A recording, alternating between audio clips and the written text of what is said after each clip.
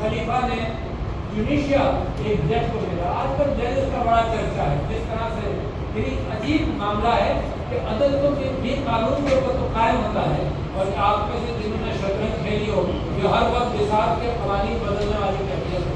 तो अगर प्यादे के आगे प्यादा एक चाल चलता है, एक स्टेप चलता है, एक खाना पड़ता है।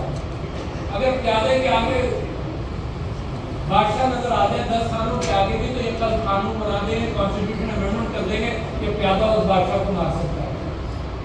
और अगर मार दिया और फिर अपना प्यादा इस कैफियत में अपना बादशाह नजर आएगा तो कहेगा कोई नहीं मार सकता, चाहे प्यादा हो चाहे भी हो, कोई नहीं। ये तो रोजाना कानून बदलने वाले लोग। आज आप किसी चीज में आप आगे हो जाइए, आप गोल टीम के अंदर ले जाएं और गोल करते हो, कहेंगे एक गोल नामंजूर है। क्यों नामंजूर है? ये 5 लोगों को मिलकर करना चाहिए, इसने अकेले कैसे कर दिया? इसका तो कोई दीनी ईमान नहीं है कानून के हवाले से। इनको क्या अदल और इंसाफ और एहसान का पता होगा। तो मैं एक जिक्र कर रहा था कि खलीफा ने ट्यूनीशिया में एक जज को भेजा, उसने बंदरगाह पर अपने दोस्तों को, लोगों को बुलाया। ये है मुसलमानों का अदल, इंसाफ और काजी का किरदार, और उसको आप कंपेयर करेंगे। उसने लोगों को बुलाया, उसने कहा कि देखो 3 चीजें मैं तुम्हें दिखाना चाहता हूँ। ये है मेरी औरत, मेरी बीवी जो मेरे साथ जा रही है।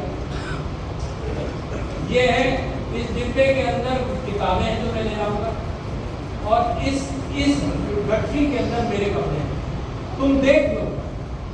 जब मैं वापस आऊंगा तो तुम देख लेना। वहाँ गए 7-8 साल वहाँ पर रहे, तो बहुत बुरे हो गए। लोगों ने कहा कि आप रहें, फिर भी काजी को देखा नहीं मैं जा रहा।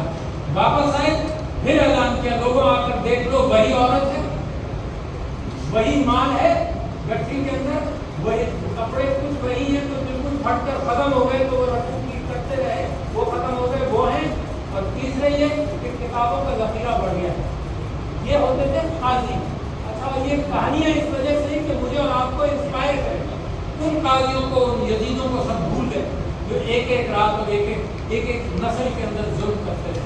तो मैं समझता हूँ कि ये जो कॉन्फ्रेंस आपने मुनाफिर की, ये बेइंतहा जरूरी इसी माना कर है कि लोगों को अपनी रूह, अपनी विरासत, इस्लाम की विरासत का सही मानना एहसान हो। कोई वजह नहीं कि मैं आप खामोश बैठे हैं। जब मेरे मुल्क का आइन सवा हो रहा है तब बैठे हैं। कुरैशी साहब, आपने जिक्र किया कि 73 में इतने कंसेंसस बना वो आइन, मगर आपको ये याद दिला दूँ, 14 अगस्त को ये आइन बना, सबने दस्तखत की। 15 अगस्त को भुट्टो साहब ने इमरजेंसी लगाकर दोबारा फंडामेंटल राइट्स बंद कर दिए, और जब तक उनकी हुकूमत रही उन्होंने फंडामेंटल राइट्स नहीं बने। ये भी याद रखना। और फिर आपने पार्लियामेंट का जिक्र किया। मैं आपकी पार्लियामेंट की इज्जत करता हूँ। मुझे बिल्कुल कुरान के वर्ते के अंदर कोई किताब ले दी जाए जो कुरान नहीं है, तो उस वर्ते की इज्जत करूँगा, उस दिन की इज्जत करूँगा। कंटेंट्स जो कुरान नहीं होगा उसकी इज्जत तो नहीं कर सकता। इस वक्त पार्लियामेंट फॉर 47 वाला पार्लियामेंट में कैसे इज्जत करूँ मैं? ये धांधली वाले लोग हैं, ये जबरदस्ती झूठ बोल रहे हैं।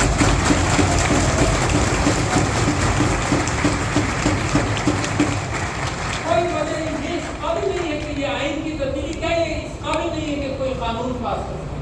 जिन्होंने आपको अमानत नहीं दी, जो झूठ की बुनियाद पर, जो कस्में झूठ की खा खाए, उनको उनकी इज्जत कैसे हो सकती है?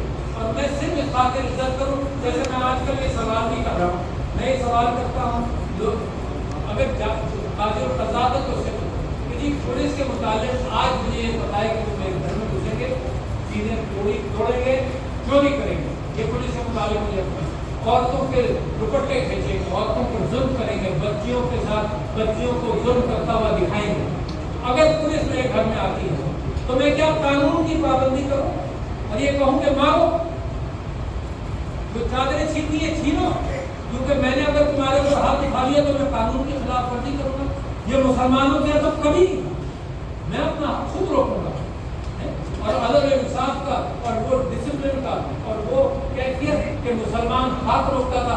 हजरत अली का मशहूर वाक़या कि जनाब अगर वो किसी काफिर को जंग में मारने जा रहे थे, उसे छू दिया तो गुस्से की वजह से मारना उनको गवारा नहीं था, उसने अपना हाथ रोक दिया। वो हजरत उमर का मशहूर वाक़या, प्राइवेसी के मुताबिक आज ये ऑडियो रिकॉर्डिंग कर करके सबको सुनाते हैं, इनको शर्म नहीं आती। हजरत उमर का वो मशहूर वाक़या कि जनाब दीवार के ऊपर से दरवाज़ा खटखटाया, नजर नहीं आया, कोई आवाज़ आ रही थी अंदर से, दीवार تو ایک صحابی جو ساتھ تھے انہوں نے کہا اب آپ سزا دیجیے گا. تو حضرت عمر نے کہا میں تو اللہ سے پناہ مانگتا ہوں کہ میں پرائیویسی کسی کے گھر کو چپکے سے دیکھا اللہ مجھے معاف کرے. سزا دینا تو دور کی بات ہے, اللہ مجھے معاف کرے. یہ ظالم حکومت, یہ ظلم کرنے والی حکومت غیر اخلاقی حرکتیں کر کر کے اس کا آڈیو اس کا ویڈیو یہ سب ہم سب کو سناتے رہتے ہیں. پھر آپ نے حضور ایک فرمایا کہ تھنک ٹینک بنایا جائے.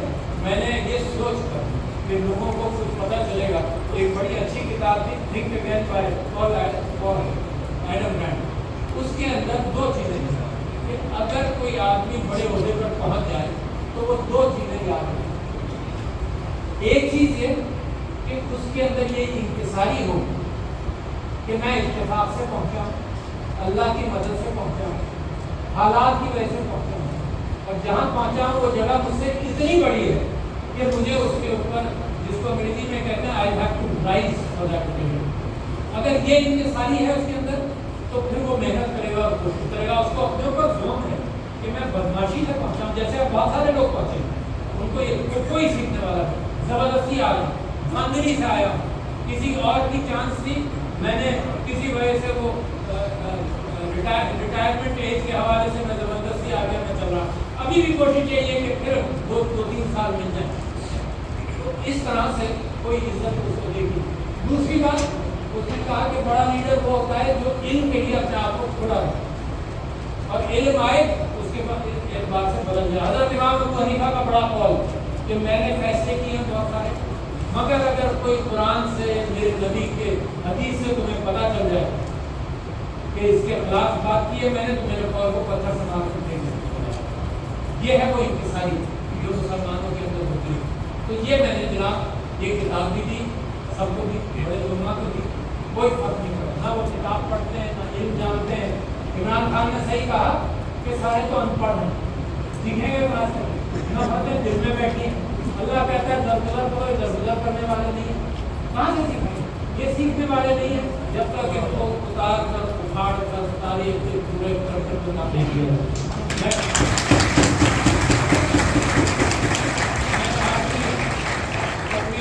باتیں تو کرنے کو بہت ساری ہیں, اور آپ کی مجبوری یہ صرف آج یہ ہوگی کہ بہت دنوں بعد مجھے تقریر کا موقع ملا تو میں زیادہ ٹائم دے دیا,